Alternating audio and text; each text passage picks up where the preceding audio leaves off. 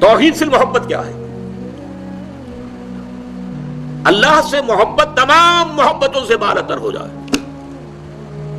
کوئی محبت اللہ کی محبت سے اوپر تو نہیں، برابر بھی نہ ہو. برابر ہونا شرک ہے، اوپر ہونا تو سمجھیے کہ اور پتہ نہیں شرک کے علاوہ بھی کوئی اصطلاح ہمیں ایجاد کرنی پڑ جائے گی.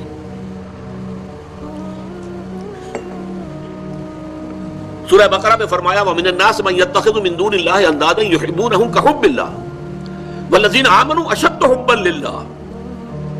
لوگوں میں سے کچھ ایسے بھی ہیں جو اللہ کے سوا کچھ ہستیوں کو محبوب بنا لیتے ہیں، اللہ کا مد مقابل بنا کر ان سے وہ محبت کرنے لگتے ہیں جو اللہ سے کرنی چاہیے تھی.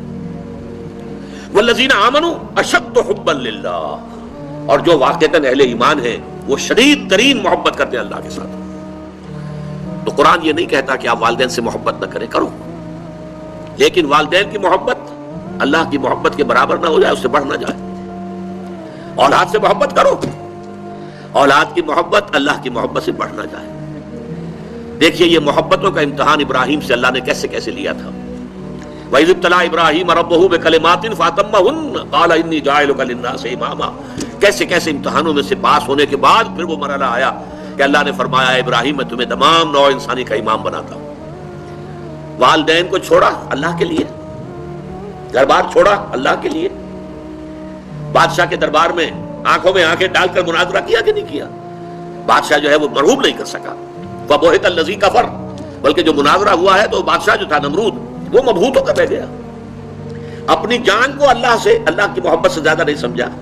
آگ میں کود گئے کہ نہیں؟ بے خطر کود پڑا آتش نمرود میں عشق. عقل ہے محو تماشائے لبے بامبی. پھر اپنے ملک کی محبت پر اللہ کی محبت کو ترجیح دی، ملک چھوڑ دیا، ہجرت کی.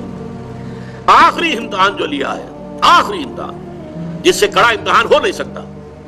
100 برس کی عمر میں وہ 13 برس کا بیٹا جو دعائیں مانگ مانگ کر اللہ سے لیا تھا، اکلوتا بیٹا، حکم آیا ذبح کر دو.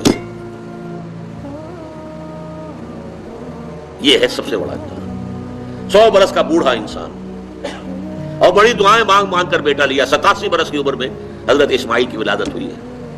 اب 13 برس کے ہو گئے ہیں. فلما بلغ معه السعی، جب بھاگ دوڑ کے قابل ہو گئے. 13 برس کا جوان بچہ جو ہے باپ کا دست و بازو بن جاتا ہے، بھاگ دوڑ. اس لیے آتا ہے نا کہ ابراہیم اور اسماعیل دونوں تھے جو بیت اللہ کی تعمیر کر رہے تھے. وَإِذْ يَرْفَعُ إِبْرَاهِيمُ الْقَوَاعِدَ مِنَ الْبَيْتِ وَإِسْمَاعِيلُ، اس اسماعیل کے بارے میں انی ارا فی المنام انی اصبحک فانظر ماذا ترى، اے میرے بچے میں دیکھ رہا ہوں خواب میں، بار بار یہ خواب آ رہا ہے کہ میں تمہیں ذبح کر رہا ہوں. اور اس کے لیے چھری پھیر دی. یہ تو اللہ تعالیٰ نے جو ہے قد صدقت الرؤیا انا کذالک نجزی المحسنین، اللہ تعالیٰ نے کہا بس بس امتحان ہمیں لینا تھا، وہ امتحان پورا ہو گیا. یہ ہے محبت، توحید فی المحبت. اللہ کی محبت تمام محبتوں سے غالب. اور اگر کوئی ایک محبت بھی آ کر آپ کے دل کے سنگھاسن پر اللہ کی محبت کے ساتھ براجمان ہو گئی، بات ساتھ کہہ رہا ہوں، اوپر نہیں، ساتھ بیٹھ گئی آپ کے دل کے تخت پر، تو یہی شرک فی المحبت ہے. اب دیکھیے یہ تو میں نے انڈیویجول لیول پر آپ سے بات کی. اب آئیے اجتماعی سطح پر، بلکہ اسی ضمن میں ایک آیت اور سن لیجئے. اللہ کی محبت کے ساتھ جڑی ہوئی محبت ہے اللہ کے رسول کی محبت، اور پھر تیسری محبت ہے اللہ کی راہ میں جہاد کی محبت. اب توحید فی المحبت کے لیے سورہ توبہ کی آیت نمبر 24 جو ہے وہ لرزا دینے والی بھی ہے اور بہت جامع بھی ہے. قل ان کان آباؤکم وابناؤکم واخوانکم وازواجکم وعشیرتکم واموال اقترفتموها وتجارۃ تخشون کسادها ومساکن ترضونها احب الیکم من اللہ ورسولہ وجہاد فی سبیلہ فتربصوا حتی یاتی اللہ بامرہ واللہ لا یہدی القوم الفاسقین. اے نبی ان سے کہہ دیجئے لوگوں دیکھو، اگر تمہیں اپنے باپ، اپنے بیٹے، اپنے بھائی، اپنی زوج، مرد کے لیے بیوی، بیوی کے لیے شوہر زوج ہے، اور اپنے رشتہ دار اور وہ مال جو تم نے بڑی محنت سے کما کر جمع کیے ہیں، اور وہ کاروبار جن کی کساد بازاری کا تمہیں ڈر رہتا ہے، اور وہ محل، وہ حویلیاں، وہ مکانات جو تم نے بنائے ہیں تمہیں بہت محبوب ہیں، اگر ان 8 چیزوں کی محبت زیادہ ہو گئی تمہارے دل میں اللہ کی محبت سے، اس کے رسول کی محبت سے اور اس کی راہ میں جہاد کی محبت سے، تو جاؤ دفع ہو جاؤ، انتظار کرو یہاں تک کہ اللہ اپنا فیصلہ سنا دے. اور اللہ ایسے ناہنجاروں کو ہدایت نہیں دیتا. 8 محبتیں ایک پردے میں ڈال لیجئے. باپ کی محبت، بیٹے کی محبت، بھائی کی محبت، بیوی کی محبت، رشتہ داروں کی محبت. 5 مال کی 3 شکلیں، جائیداد، کاروبار اور کوئی نقد. 3 یہ شکلیں، 3 جمع 5 8. اور 3 محبتیں دوسرے پلڑے میں ڈالی، اللہ کی محبت، رسول کی محبت اور جہاد کی محبت. اب اگر یہ پلڑا بھاری ہے 8 والا تو جاؤ دفع ہو جاؤ. تمہارا اللہ سے کیا سروکار. اللہ ایسے ناہنجاروں کو ہدایت نہیں دیتا. سب سے پہلے یہ طے کر لو کہ ان 3 محبتوں کا پلڑا نیچے ہونا چاہیے، بھاری ہونا چاہیے ان 8 کے مقابلے میں. یہ ہے توحید فی المحبت اور یہ ہے شرک فی المحبت. لیکن اب اس کو لائیے ذرا اونچے سطح پر.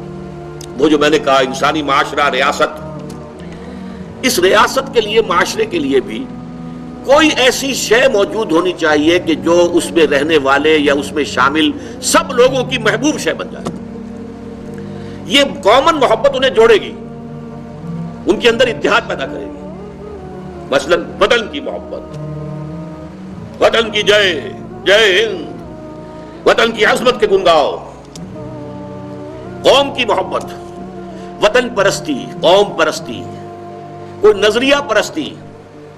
یہ بہت سی پرستشیں ہیں جن سے کہ لوگ پھر جڑے رہتے ہیں. نسل پرستی، لسان پرستی، زبان پرستی. یہ آج کل جو آپ کو کہتے ہیں کہ یہ لسانی عصبیتیں اور یہ نسلی عصبیتیں، یہ بلوچ نیشنلزم، یہ پختون نیشنلزم، یہ سرائکی نیشنلزم، یہ ایک اردو والا نیشنلزم، 5ویں قومیت نکلی تھی ہمارے ہاں. یہ سب کچھ کیا ہے؟ یہ جمعیت کے لیے، لوگوں کو جوڑنے کے لیے، شیرازہ بندی کے لیے، انہیں متحد رکھنے کے لیے کوئی نہ کوئی شے محبوب ہو جانی چاہیے. اس اعتبار سے اس دور کا سب سے بڑا شرک وطن پرستی ہے. لیکن پھر دیکھیے، میں بات آپ سے عرض کر رہا ہوں، علماء کرام اس کو نہیں پہچان پائے. اس کو پہچانا ہے تو علامہ اقبال نے پہچانا ہے. اس دور میں اور ہے، جام اور ہے، جم اور، ساقی نے بنا کی روش لطف و ستم اور، تہذیب کے آزر نے ترشوائے صنم اور، مسلم نے بھی تعمیر کیا اپنا حرم اور، ان تازہ خداؤں میں بڑا سب سے وطن ہے، جو پیرہن اس کا ہے وہ مذہب کا کفن ہے.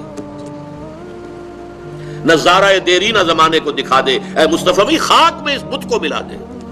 یہ وطن پرستی شرک، اس دور کا سب سے بڑا شرک. نیشنلزم جو ہے وہ لوگوں کو جمع کرنے والی شے ہے. ہماری قوم، ریشیل نیشنلزم بھی ہوتا ہے، نسلی قومیت. اور آج کل نیشنلزم جو ہے وہ علاقائی ہوتا ہے، ٹیریٹوریل نیشنلزم. ایک ملک میں رہنے والے جو ہے اس کو سب ایک قوم ہے اور اپنے ملک سے محبت سب سے اوپر کر دے.